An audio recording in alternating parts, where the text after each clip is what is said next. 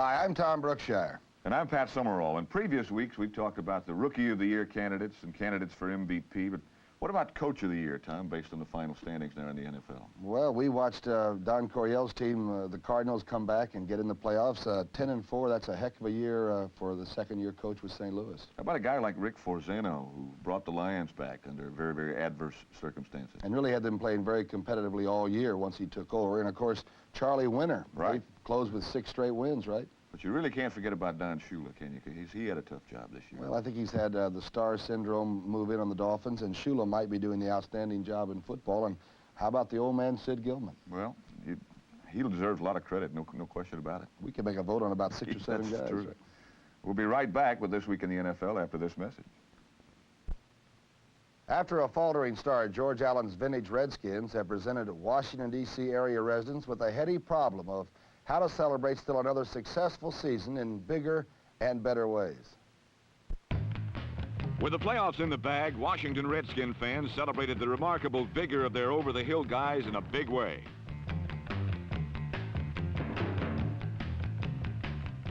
But for Chicago Bear backers, the 1974 season is memorable only for an extraordinary number of plays like this one, which rendered the Bears' offense its own worst enemy.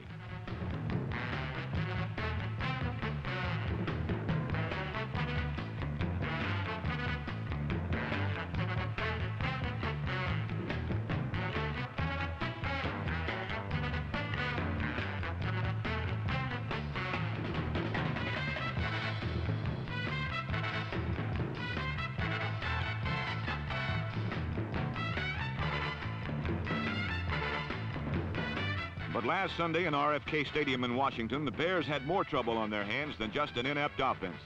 Because number 9, Slick Adolph, was back under center for the first time in a month. And the Redskin attack quickly purred to peak efficiency under the master's touch.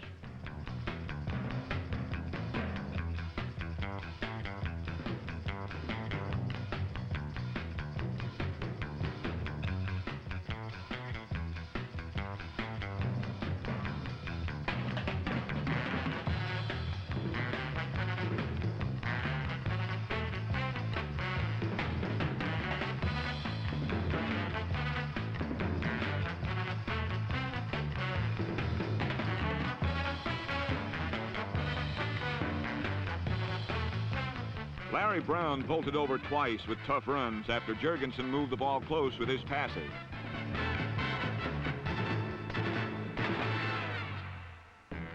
And Sonny got a hand from Charlie Taylor, increasing his totals to 14 out of 22 for 205 yards and 1 TD, and a 21-0 advantage at halftime. When he sat down, giving Joe Theismann and Dwayne Thomas time to strut their stuff.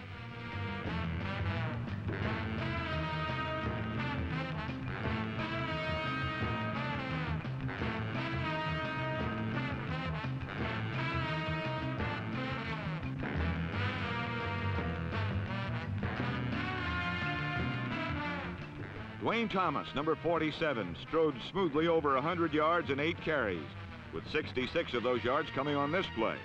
Joe Theismann hit 6 of 7 passes for 123 yards and 1 touchdown.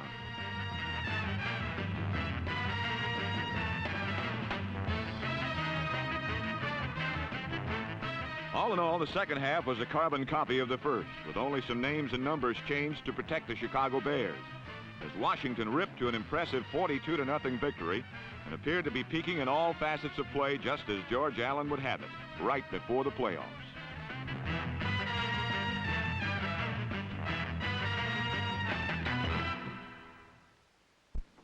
Well, Pat, the St. Louis Cardinals were trailing the New York Giants at halftime 14-0. When they got the news, the Redskins were clobbering the Bears. The choice was real simple from that point on, Tom. The next half would decide whether or not they would back into the divisional playoffs as the wild card team or go there as the undisputed champions of the NFC East. The Cardinals have lost 4 of their last 6 games, and in the first half, the Giants looked as though they were going to make it 5 of 7. Characteristically, the Cardinals weren't getting beaten as much as they were beating themselves, and typically enough, the problem was concentration.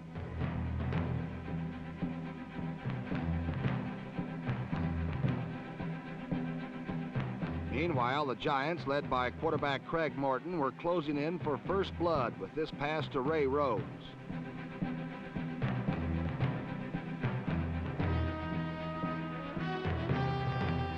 From the 2, Ron Johnson butted in, and it was Giants 7, Cards nothing. A few drop passes later, and the Giants were in business again, thanks to a field-shortening return by the multi-purpose Mr. Rhodes.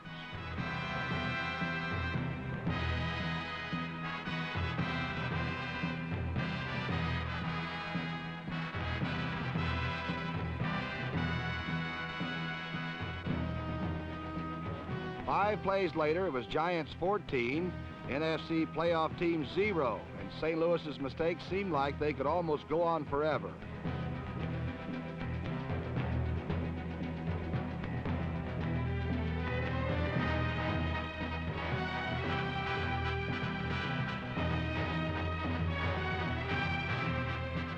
At the very threshold of their first divisional title, the St. Louis Cardinals were then faced with whether they had the championship poise to ignore their frustrations and play a winning second half. The answer was not long in coming, however, as with Jim Hart orchestrating, the Cardinals commenced a comeback.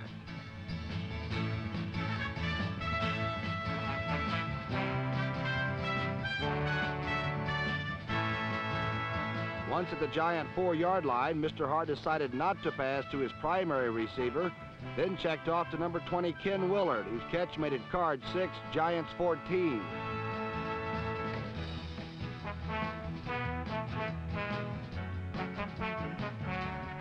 But the deficit was quickly made up as an interception turned the ball over, and Jim Hart only needed one throw to number 81, Jackie Smith, for the touch.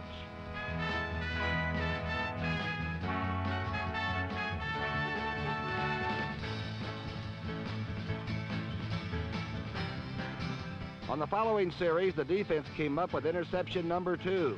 And by that time, everyone was turned on, especially number 21, Terry Metcalf.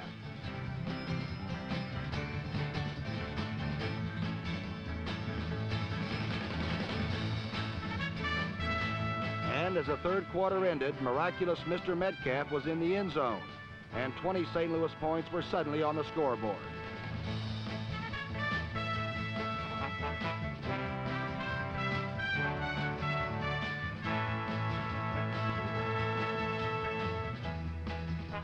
At the beginning of the fourth quarter, the St. Louis defense capped a brilliant fourth consecutive series blitz of the Giants when number 67, Larry Stallings, came down with a Craig Morton pass.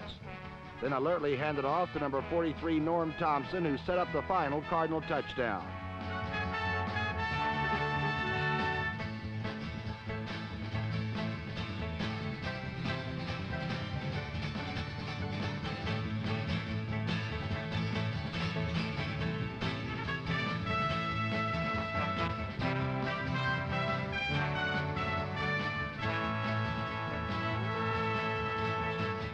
When Terry Metcalf strode into the Giant end zone to complete the 26-14 victory, the St. Louis Cardinals had won themselves their first divisional title in 26 years.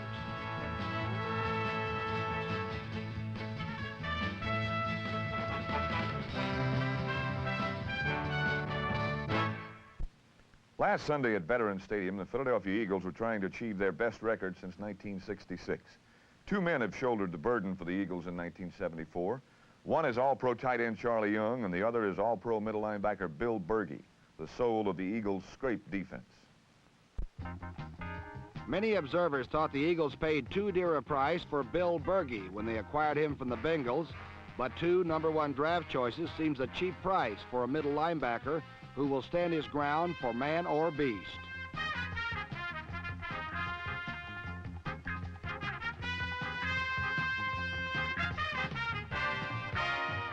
Against the resurgent Lions, Bergey and his brawlers demonstrated the infectious hitting that has become expected in Philadelphia.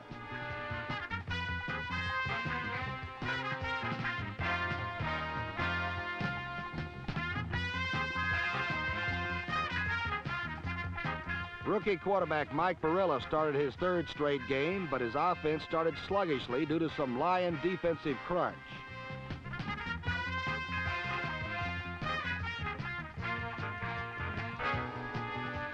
But cool Mike took charge, and the Eagles built a 17-3 lead when Barilla found his Eiffel towering end Harold Carmichael running a post corner pattern.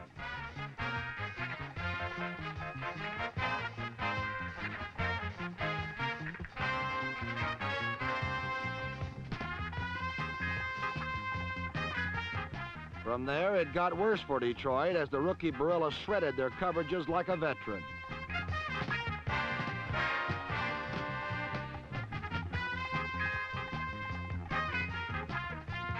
Barilla's poise under fire was never more evident when he looked right, then quickly selected secondary receiver Harold Carmichael for 6 more.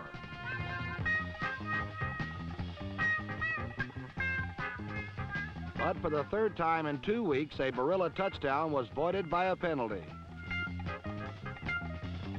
Fortunately, Barilla seems to thrive on adversity, and his touchdown to Charles Young built an insurmountable Eagle lead. Charlie Young's 7 receptions made him the leading receiver in the NFC, and his 2-year total broke Mike Ditka's record for a tight end. Not bad stats for a player in only his 2nd year.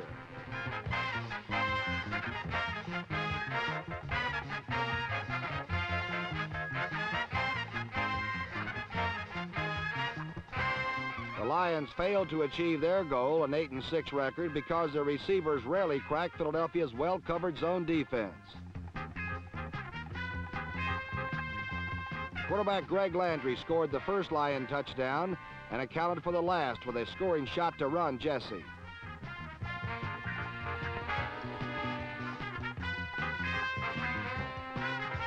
But it was too late for Detroit as they rolled snake eyes and lost to Philadelphia 28-17.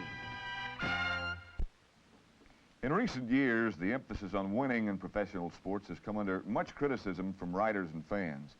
But I wonder if it isn't the critics themselves and not the coaches or players who are the most ruthless, Tom. Well, Pat, sometimes I think so. When you look at a situation like last week in Atlanta, where almost 50,000 ticket holders avoided the Falcons-Packers game, you have to wonder if those fair-weather fans are really interested in the game of pro football or maybe just fascinated by the final scores.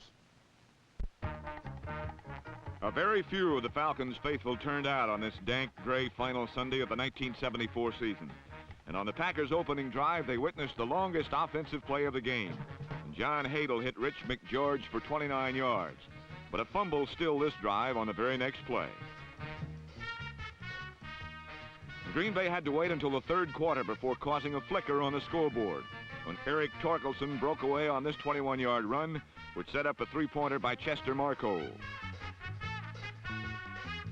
For the remainder of the afternoon, Green Bay was stymied by a very effective Atlanta defense with plays like this by number 34, Ray Brown.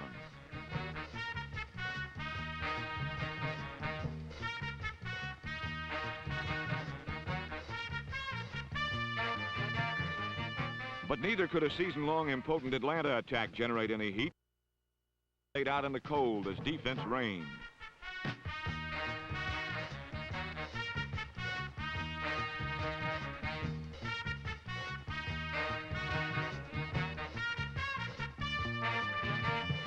And one touchdown scored by Atlanta's Dave Hampton in the 1st quarter was enough to win this game as the Atlanta Falcons bumped the Green Bay Packers at the end of a disappointing season for both clubs. Final, Green Bay 3, Atlanta 10.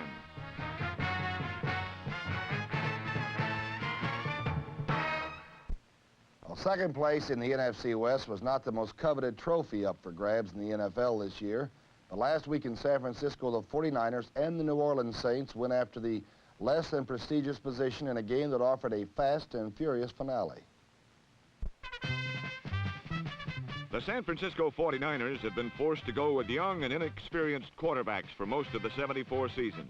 Even so, sometimes their success has been excellent, as it was last week against the Saints.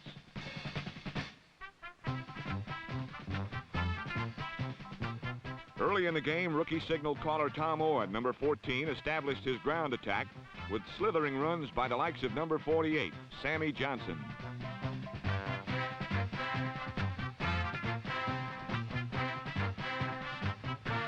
Once he got his 49ers in close, Owen went to Larry Schreiber for this touchdown and an early lead.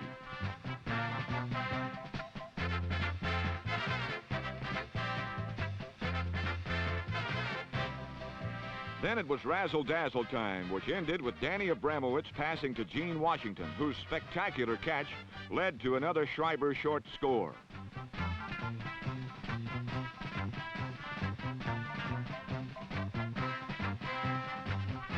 Washington's performance early in the second quarter was the last of the action until a wild and woolly fourth period. Tom Owen opened the last period with a whistling 17-yard strike to Washington, and the 49ers led 21-7.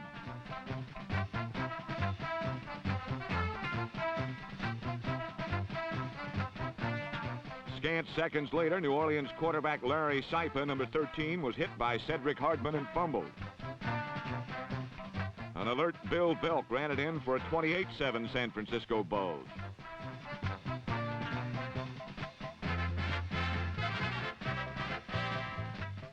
Saipa's luck continued to run sour thanks to the efforts of number 53, Tommy Hart, and it was time for a replacement.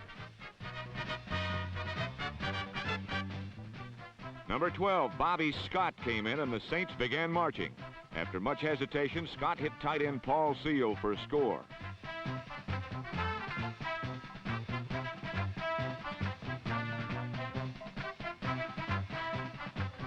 Shortly thereafter, it was Scott again, this time to number 41, Bob Newland, whose great catch made it 28-21.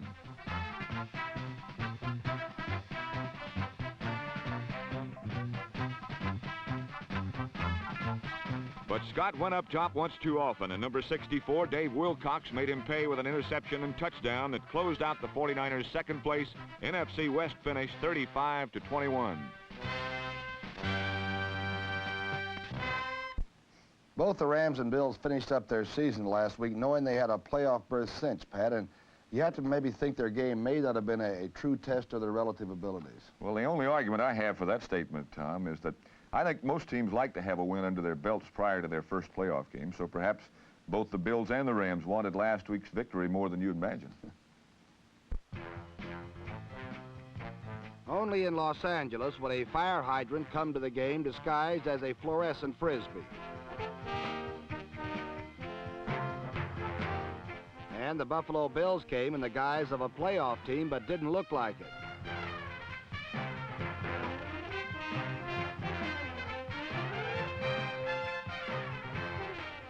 In fact, even O.J. got squeezed repeatedly by the Rams' crunching defense.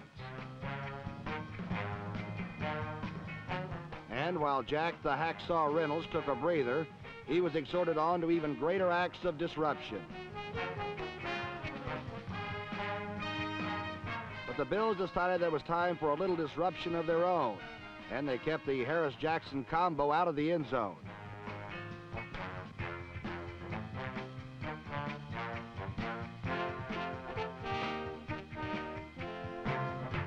Finally, O.J. Simpson found a novel way to fool the Rams' defense.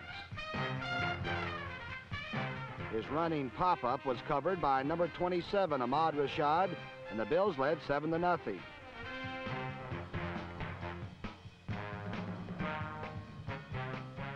It wasn't until the third quarter that Harris found the range and began to connect with the likes of Lance Rensel, number 19.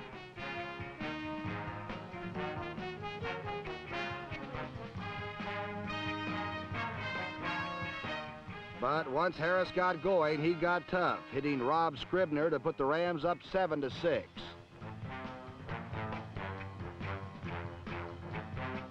Then, after another power drive, Harris rolled around in and made the score 13-7. And Ron Jaworski later added another one-yard score to make it 19-7.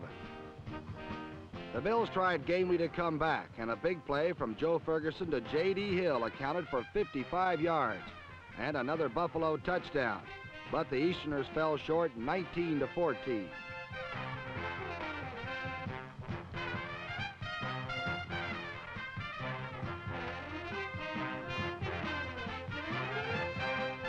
And thanks to the Rams' fine 10-4 season, the Coliseum Seagulls will get at least another week's diet of half-eaten hot dogs.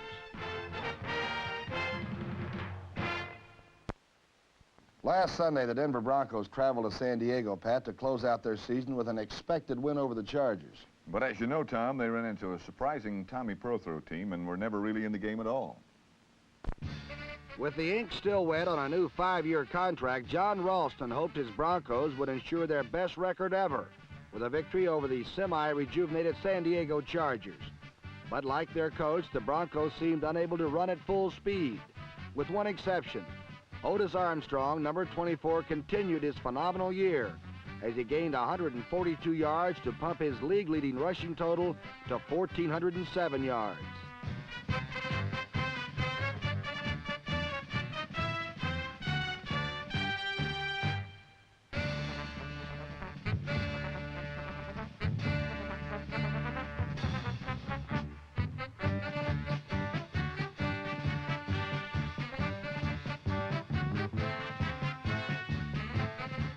But Armstrong's running was the only bright light on an otherwise dismal day for the Broncos, as they succumbed to an inspired Charger team 17-0. Quarterbacked by Jesse Freitas, the Charger offense had little trouble moving the football. As has become the custom in San Diego, the offensive attack was led by rookie sensation Don Woods, number 33.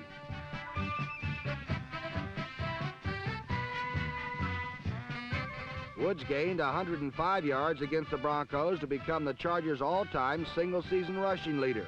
And his 1,161 yards for the year marked the highest rushing total ever by a rookie in the National Football League.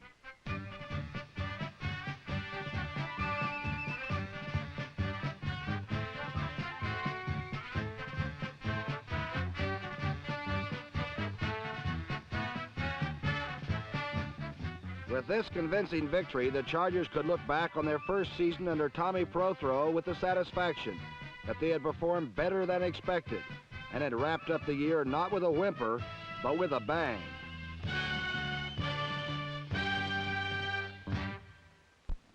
Last Saturday night, the Dallas Cowboys finished a most unusual schedule.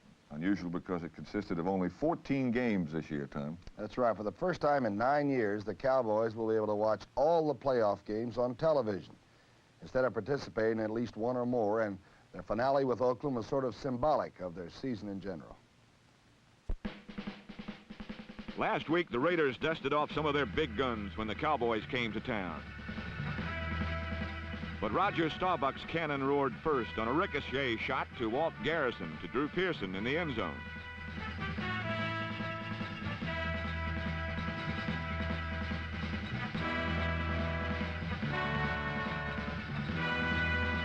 Then the Dallas defense boomed in on Oakland punter Ray Guy when he bobbled the snap in the end zone, and the Cowboys led 9-3.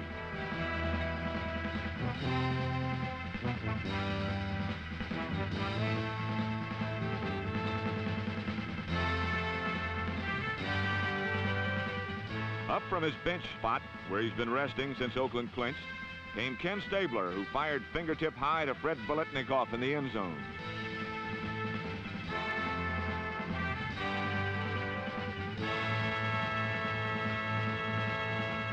And then just before halftime, the Snakes struck with Dallas poison to 23, Charlie Smith, and Oakland led 16-9.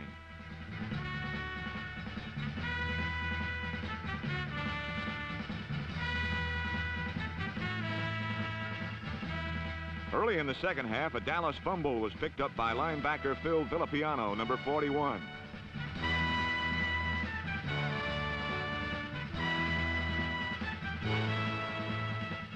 And what to our wondering eyes should appear but a quarter century of pro football history wearing number 16 and the name Blanda.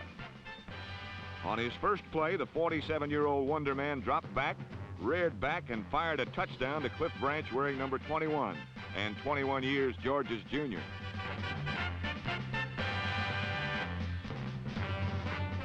And all of Oakland stood and cheered the amazing career of their ageless idol, who has been named the NFL's Man of the Year for 1974.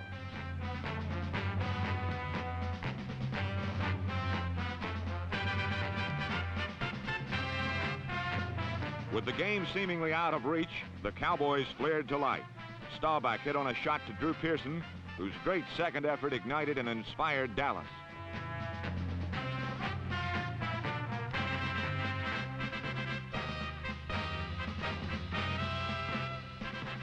Once again, the Dallas defense took its cue when, with his back to his own goal, Larry Lawrence uncorked a pass that popped to Leroy Jordan, and the old cowpoke ran it to the one from where Doug Dennison punched it in. Threatening again later, Staubach went to number 83, Golden Richards, whose acrobatic catch made it an easy 2-yard dive for Dennison to cut the Raider lead to 27-23. But that was the final, as the Dallas rally fell short just as their season had, and the Cowboys went home to watch the Raiders on TV. Despite a pair of record-breaking performances by the Baltimore Colts last Sunday, the Joe Namath-led Jets prevailed to register their 6th straight victory and finish the season with a come-from-behind 7-7 record. If it is true that Joe Namath was playing his final game as a Jet last Sunday, he certainly bowed out with a fine performance, for as usual, Joe Woolley was responsible for a whole lot of offense, including this 25-yard touchdown to number 83, Jerome Barkham.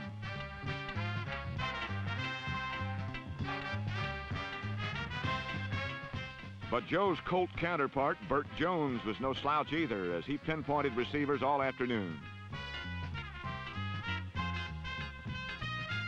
As the second quarter began, Mr. Jones tied it up 7-all with this flip to league-leading receiver number 26, Lydell Mitchell. But then Joe and the Jets got down to business. And one heave later, Jerome Barkham was seated deep in Colt territory.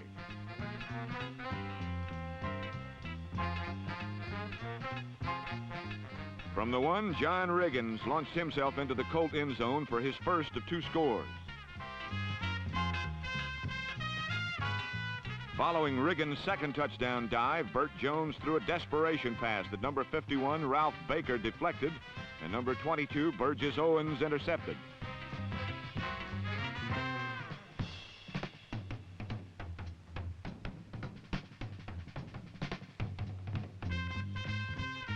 "30 yards later, it was Jets 28 and Colts 7, and any way you looked at it, the rout was underway.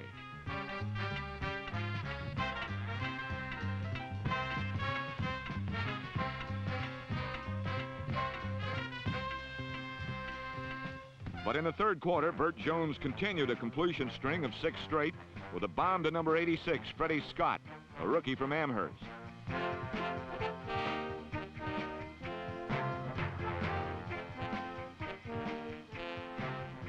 One pass later, and Burt was 8 for 8 with this beam splitter to Raymond Chester, which made it competitive at 28-17 Jets.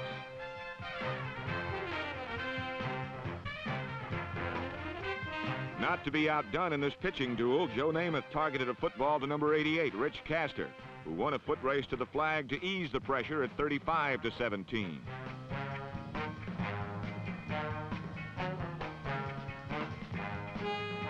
But Burt Jones' hand was hot like no one else's has ever been last Sunday, and when his 15th completion in a row went to Lydell Mitchell, the Jets' advantage was cut to 11 points.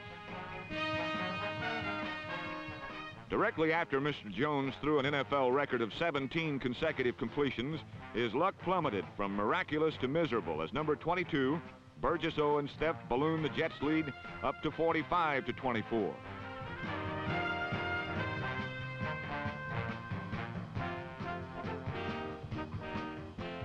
With 21 points to make up, Burt stayed exclusively in the air, and 10 passing plays later, he backed in for yet another score.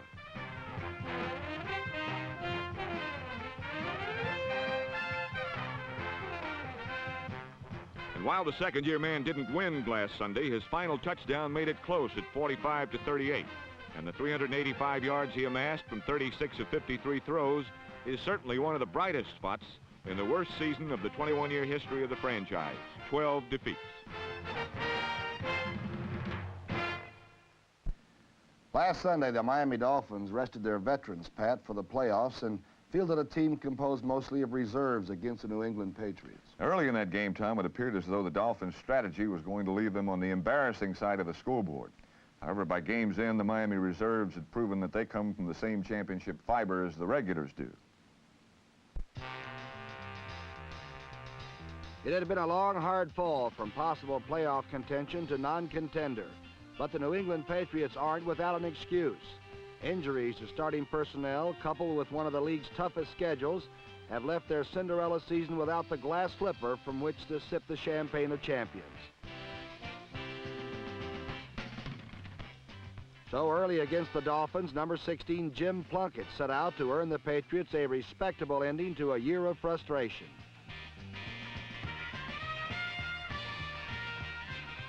Plunkett engineered New England to the Miami 3-yard line, where one of their least used plays gave them the lead. New England received a break when offensive guard John Hanna covered Plunkett's miscue in the end zone for 7 points. Then the Patriots' defense forced a 6-point turnover out of the usually error-free Dolphins.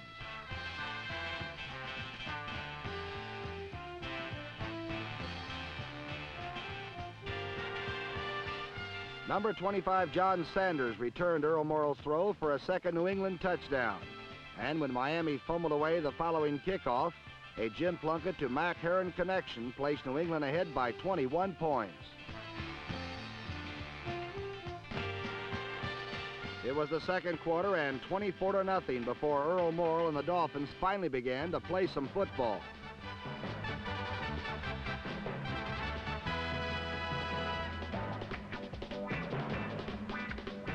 In the 90 seconds prior to halftime, the Dolphins produced a field goal and 2 touchdowns, one of which came when Morrall spied rookie Melvin Baker, number 82, 37 yards downfield.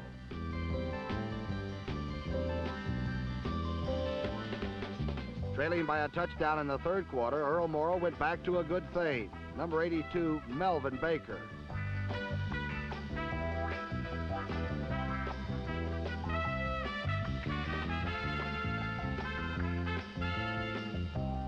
Baker's second touchdown knotted the score at 24, but New England soon regained the lead on a field goal. And then the patented Dolphins comeback began to take form. The first step being provided on a long-distance kickoff return by number 32 rookie Benny Malone.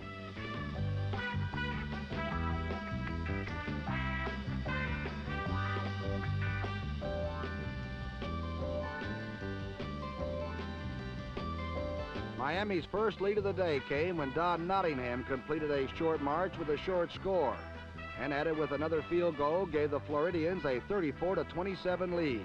But the Patriots were far from through, due mainly to their all-purpose gutsy little runner Mac Heron, number 42.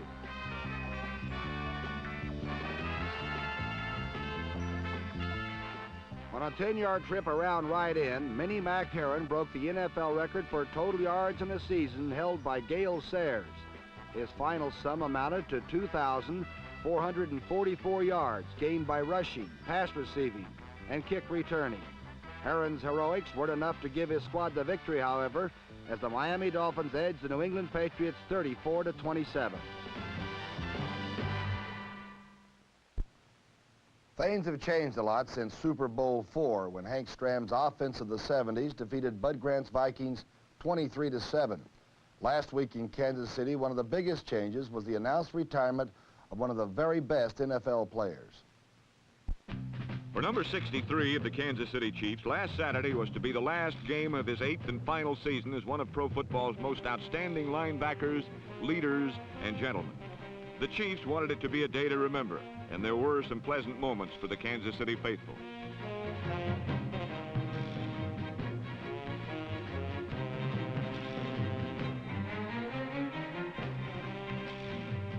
Jeff Kenny's skill as a receiver helped the Chiefs to a 6-0 lead. But for most of the afternoon, the Kansas City offense bore very little resemblance to its predecessor in Super Bowl IV.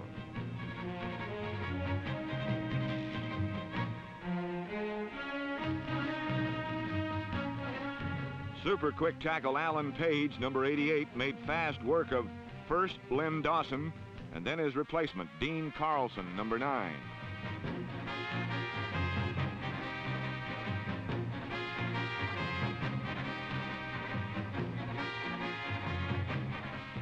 Just about the only real bright spot for the Chiefs came on the last play of the first half when a Fran Tarkenton rollout pass was short-circuited by cornerback Emmett Thomas, number 18.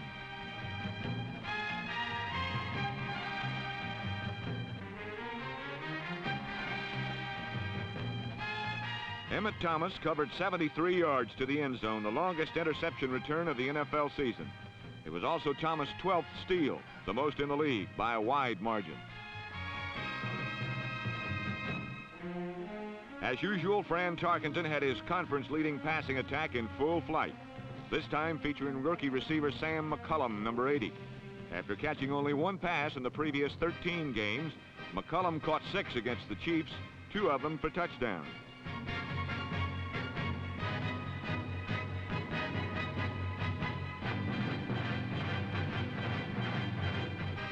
In the second half, Fran Tarkenton gave way to number 17, Bob Berry, who proceeded to complete 11 of 12 passes, good for 2 more touchdowns.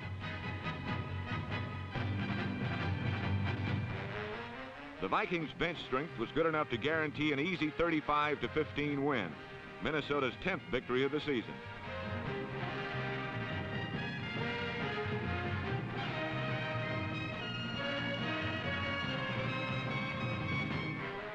While the victors could afford to relax, it was a time for the vanquished to reflect on the depressing thoughts that the Chiefs had finished with but 5 wins, their first losing season since 1963.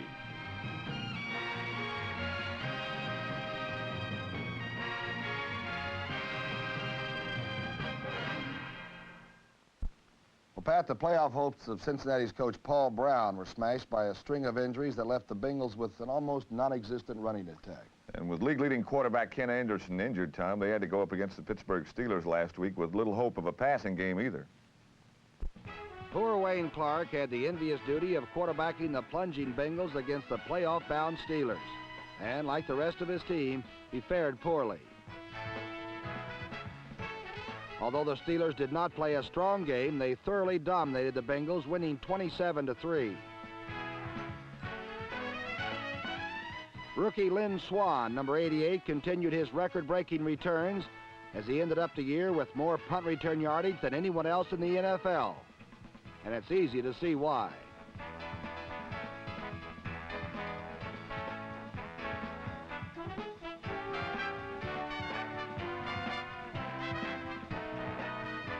With Terry Bradshaw at quarterback, the Steeler offense moved with ease through the moribund Bengal defense. And the easiest mover of them all was receiver John Stallworth, who hauled in 6 passes for 105 spectacular yards.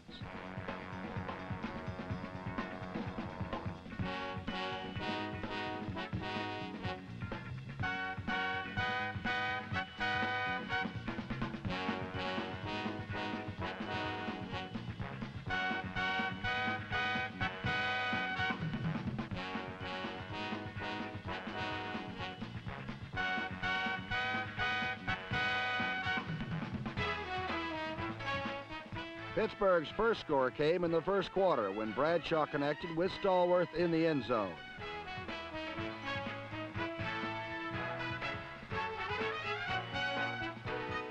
This 5-yard pass was soon followed by the old tackle-eligible play as Bradshaw found number 72 tackle Jerry Mullins wide open to make it 14-0.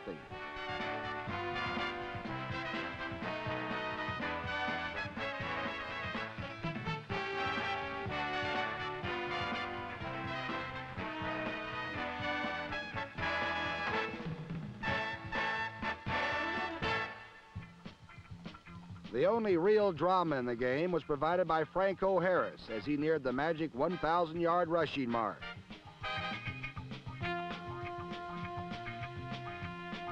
Harris found the moment that all runners dream about when late in the third quarter with a 1st and 10 at the Steeler 26, he bolted around right in for 14 yards and surpassed 1,000 yards for the season.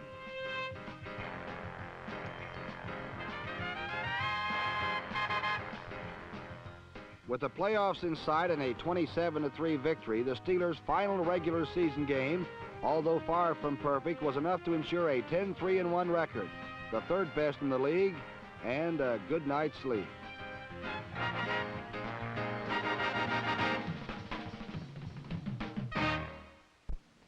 It wasn't really much of a surprise that the Steelers won the title in the AFC Central over the Bengals, Tom. You're right, Pat. I think the biggest surprise in that division, or maybe the biggest surprise in the whole league in 1974, was the inspired play of the team which had been the worst in the NFL for 2 straight years.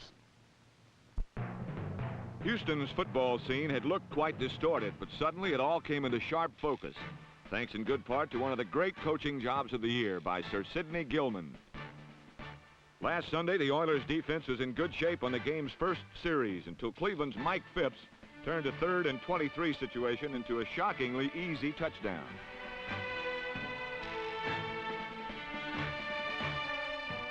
Number 88, Steve Holden's touchdown had the Browns in front until the second period when a Cleveland punt was handled by most valuable Oiler, 5'9" rookie Billy Johnson, number 84.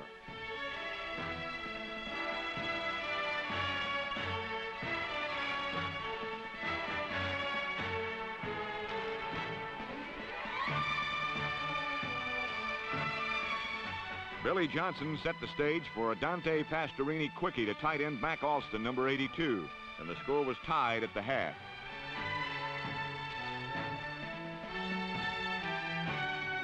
Number 2, Skip Butler, skipped the second half kickoff across the hard AstroTurf, and rookie Jim Romanician, number 56, didn't quite know what to do with the ball.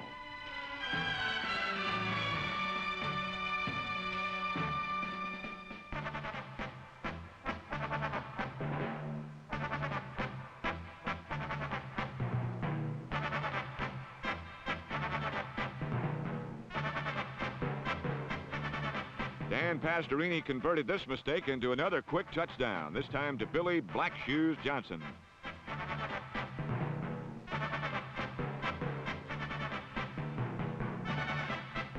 Johnson's score made it 14-7 Houston, but then another little man took over the show.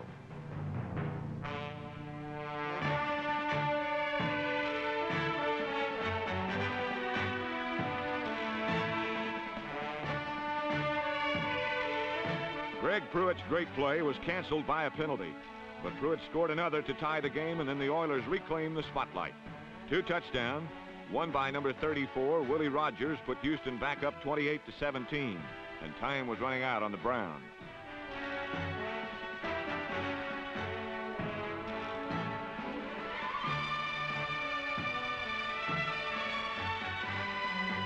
Bear Hooker scored with 1:24 left, but it wasn't enough to save Cleveland from their 10th loss of this year, their worst season ever. As for Sid Gilman's Oilers, the 28-24 victory was their first in 10 tries against Cleveland and brought Houston its first non-losing season in 5 years.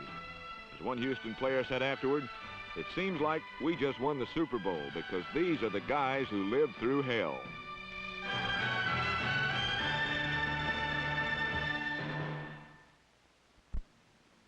Let's talk about playoff. How about Buffalo against Pittsburgh, Pat? That Steeler defense is awfully tough. I guess a lot, though, Tom, depends on what happens with the Pittsburgh quarterback situation. I'm going to go with Buffalo.